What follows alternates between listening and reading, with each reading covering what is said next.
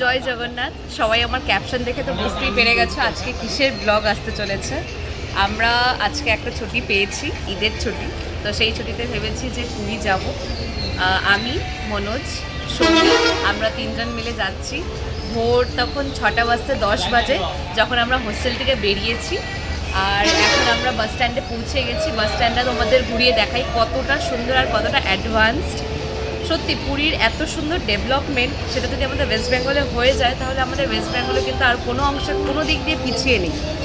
তো দেখা যাক কতটা হয়। আর আমরা এখান থেকে বুক টিকিট করেই নিয়েছিলাম আগের থেকে। তো বাস আমাদের টাইমিং হচ্ছে 6:50-তে। আমরা এখানে 25 নাগাদ পৌঁছে গেছি। আর এখন একটু জাস্ট বসে রেস্ট নিচ্ছি। আর এখানে এত সুন্দর অ্যাম্বিয়েন্স, পুরো ভিতরটা সেন্ট্রালাইজড এসি। আর এখানে বাইরে সব লাইন দিয়ে গাড়ি চলে আসবে টাইম অনুসারে, মানে যার পর যেই গাড়ি শিডিউলড আছে সেইভাবেই। সো লেটস গো, তোমাদের নিয়ে চলি আজকে পুরী জগন্নাথ ধামে। Let's go. আমাদের হোস্টেল থেকে বারমুন্ডা বাস স্ট্যান্ড আসতে অলমোস্ট 10 থেকে 12 মিনিটস লেগে গিয়েছিল। যেহেতু সকালবেলা ছিল তাই আমরা অনেকটাই তাড়াতাড়ি পৌঁছে গিয়েছিলাম। এখানে এসে এত সুন্দর অ্যাম্বিয়েন্স আর এখানে এত সুন্দর করে গোছানো, সমস্তটা দেখেই খুব অবাক হয়ে গিয়েছিলাম। এখানে ফুড কোর্ট, মেডিসিন শপ, সব ধরনের দোকান একদম লাইন দিয়ে করা ছিল। আমাদের বাস একদম ঠিক 6:40 নাগাদ স্ট্যান্ডে দাঁড়িয়ে গিয়েছিল। আমরা উঠে পড়লাম আমাদের সিট নাম্বার দেখে আর চলে যাচ্ছি আমাদের গন্তব্যস্থলে। কিন্তু দেখো এই বাস স্ট্যান্ডটা কতটাই সুন্দর। আমাদের বাস নামিয়ে দিয়েছে 8:50 নাগাদে। এখন হচ্ছে আমরা এখানে অটো করে নিচ্ছি। অটো করে যাবো একদম মন্দিরের ঠিক সামনে পর্যন্ত। দেখি কতটা সামনে অবধি নিয়ে যায় উনি। পুরী বাস স্ট্যান্ডে নেমেই পায়ে হেঁটে 2 থেকে 3 মিনিটের মধ্যে কিন্তু মন্দিরের সামনে পৌঁছে যাওয়া যাবে। তোমরা যদি চাও অটোটা স্কিপ করতে পারো, কেন কি পার্কিং এরিয়ার পর থেকে কোনো যানবাহনই ওখানে অ্যালাউড নেই। চলো, তারা আমাদের নামিয়ে দিল। এরপর আমরা পৌঁছে গেলাম মন্দিরের অনেকটাই সামনে। সেখানে এত বড় বড় লগস রেখে তো তোমরা বুঝতেই পেরে গেছো কিছুদিন পর শুরু হবে জগন্নাথের রথযাত্রা। সেটার জন্য এখানে রথ বানানো হচ্ছে। আমরা এখন আমাদের পান্ডা খুঁজে পেয়ে গেছি, যার সাথে অলরেডি আমরা আগের দিন কন্ট্যাক্ট করে এসেছিলাম। পুজো দিব এখন আমরা, পিছনেই ঠাকুর।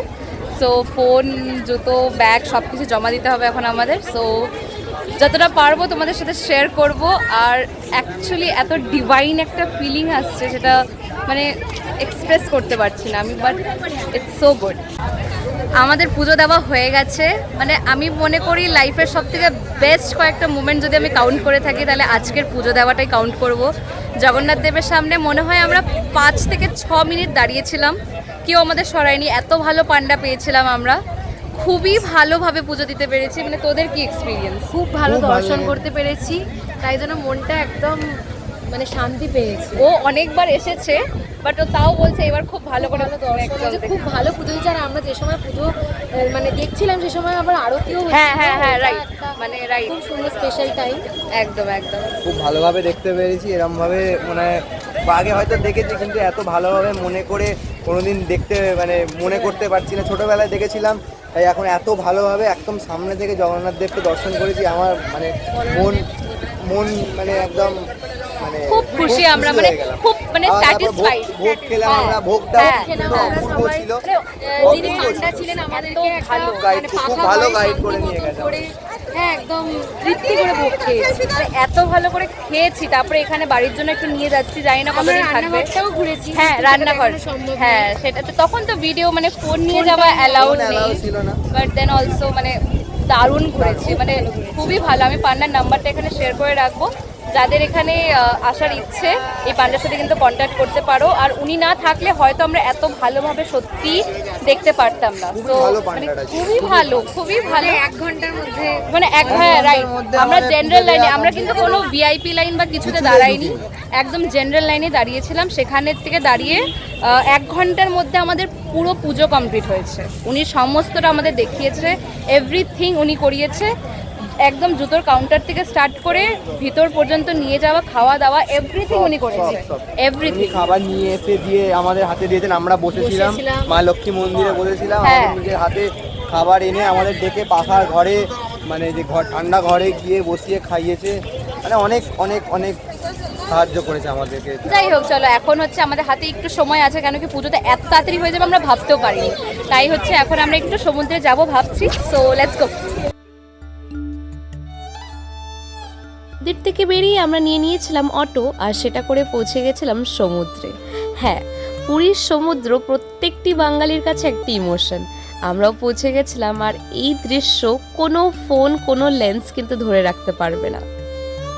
তো আমাদের আজকে পুজো দেওয়া হয়ে গেছে অনেক তাড়াতাড়ি, খুব তাড়াতাড়ি পুজো দেওয়া হয়ে গেছে। তো আমাদের হাতে আমাদের অনেক টাইম ছিল।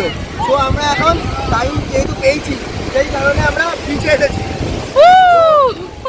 আমরা আবার 1 উইক পর আসবো, কিন্তু রামজানি যেহেতু আসতে পারবে না, ওর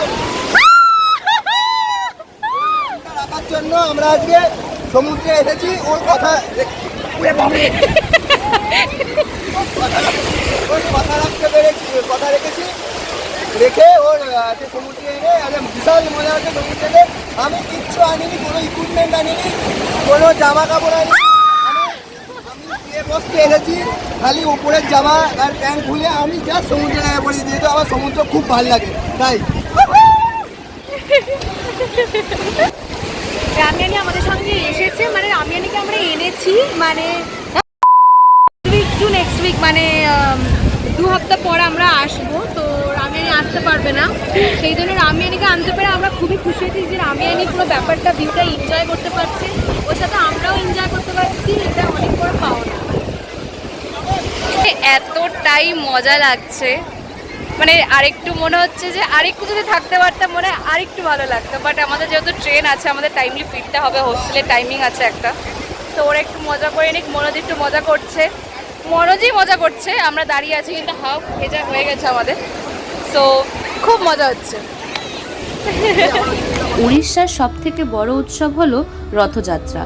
আষাঢ় মাসের শুক্লা দ্বিতীয়া তিথিতে 3টি বিশাল রথে চড়ে জগন্নাথ দেব, বলরাম ও সুভদ্রা তাদের মাসির বাড়িতে তথা গুন্ডিচা বাড়িতে বেড়াতে যান।